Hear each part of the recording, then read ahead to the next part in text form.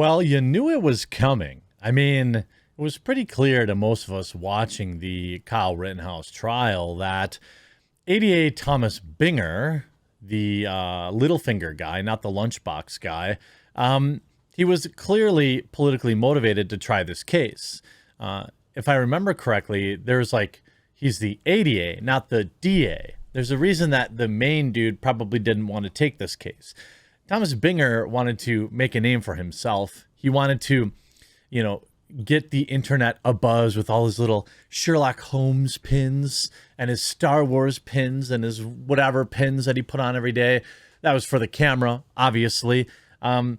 His basically a walking resume to go work for CNN. It didn't exactly work out like that. He's not exactly getting the greatest media tour because, well, he failed them. He failed mainstream media. He failed the left's obvious narrative in prosecuting him. And he failed at dragging him through the mud just yesterday as he appeared on a relatively unknown podcast to cope and seethe. We'll get right into that after a quick word from this video sponsor. Huge shout out to this video sponsor, Private Internet Access. Hey, October is Cybersecurity Month, and they've got an amazing offer for you.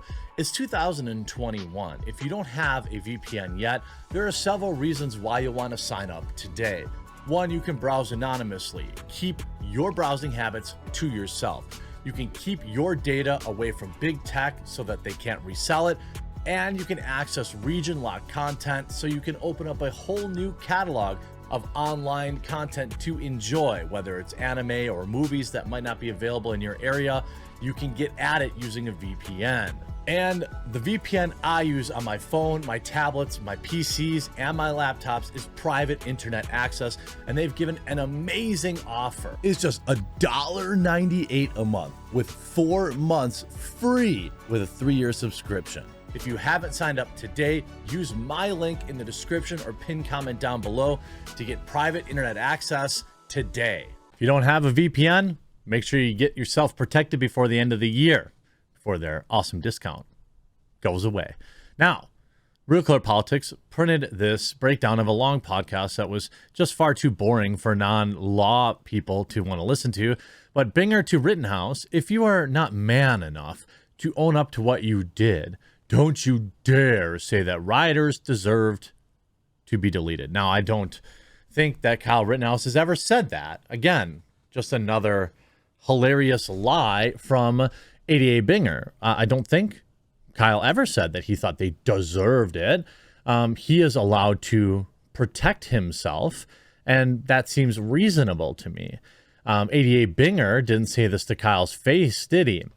Although he probably did. 88 Thomas Binger appeared on legal podcast Miranda Warnings in the past week to defend his job prosecuting Kyle Rittenhouse. Binger said the tears Rittenhouse shed during the trial were, quote, manufactured crocodile tears. Look, take the L, bro. I just take the L. I don't know what kind of monster you'd have to be to look at that and think, I mean, that dude, if those were fake tears, then Kyle Rittenhouse is probably likely to go down as the most prolific actor of all time. He was clearly suffering from PTSD. Was he acting when he's been in therapy ever since the event? Was he acting when he was hyperventilating during his initial interviews? I mean, are you joking? Binger would, on how he would cross-examine if he had to do it all over again, quote, you're telling us that these people deserve to die. Well, no, again, Kyle did not say that.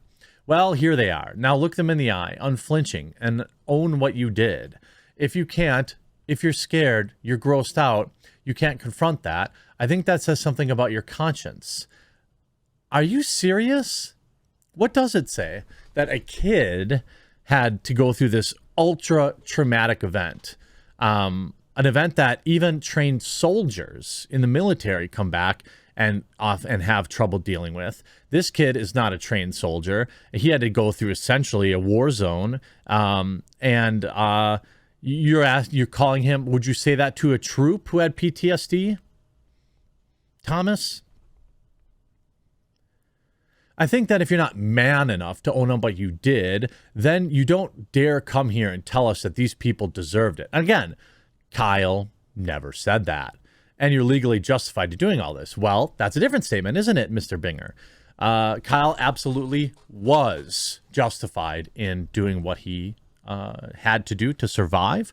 Those people would have ended his life if they had the opportunity. And you can hear the clip of old Thomas Binger right here.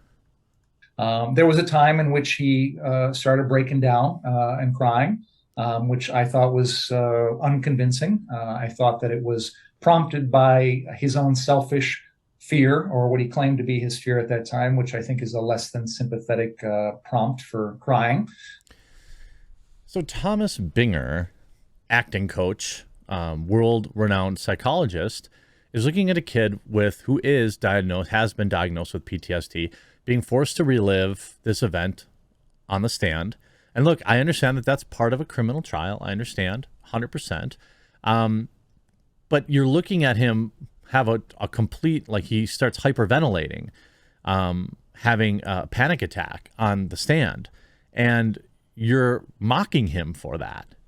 You're saying that, oh, he was trained to do that. It didn't look trained at all. Are you in the LeBron camp that he had some lemon heads before trial? I think the tears were manufactured crocodile tears, and I think the jury saw right through them. Did they? Is that why they acquitted him on all charges? This dude is so far removed from reality that he is like a lunatic. If he believes that those tears were fake, he's certainly entitled to believe that. I mean, I don't believe that. You don't believe that. Nobody believes that those were fake, except for, delusional people who have been slandering and libeling his name over the past, year for ratings. They're probably the only people that actually believe they were fake. If you like Miranda warnings, you have... I don't like it. With whoever's out there helping to prep him for trial. So they got... Hold on a second. I just want to cover this first clip here. First part of the clip. Him off the stand as quickly as they could.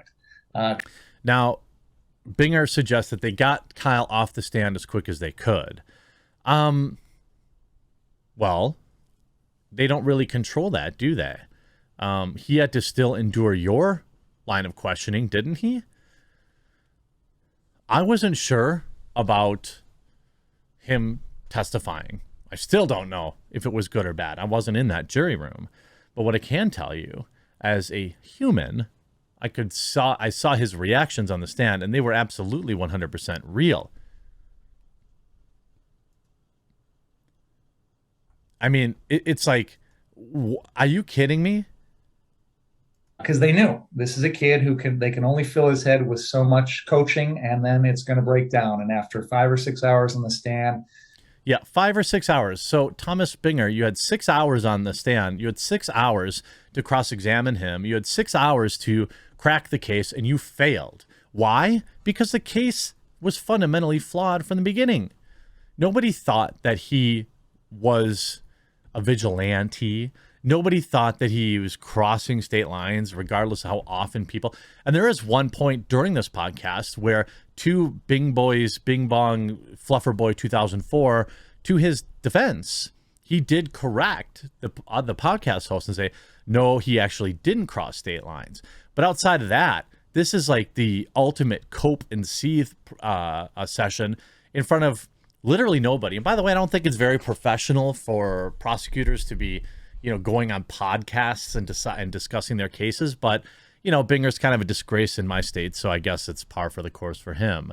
Stay salty, bud. You got crushed because you were supposed to get crushed. Hope you enjoyed this video.